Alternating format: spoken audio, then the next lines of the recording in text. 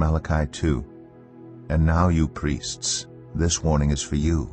If you do not listen, and if you do not resolve to honor my name, says the Lord Almighty, I will send a curse on you, and I will curse your blessings. Yes, I have already cursed them because you have not resolved to honor me.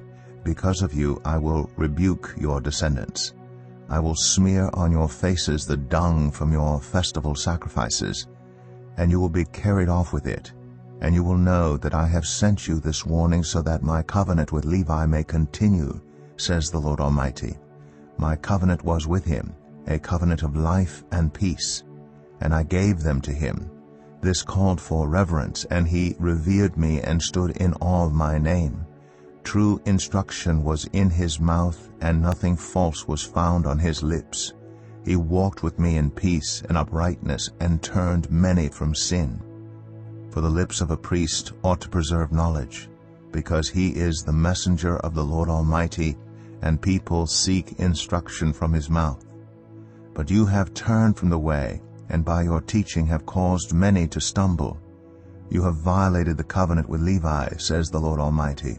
So I have caused you to be despised and humiliated before all the people, because you have not followed my ways, but have shown partiality in matters of the law. Do we not all have one Father? Did not one God create us? Why do we profane the covenant of our ancestors by being unfaithful to one another? Judah has been unfaithful. A detestable thing has been committed in Israel and in Jerusalem.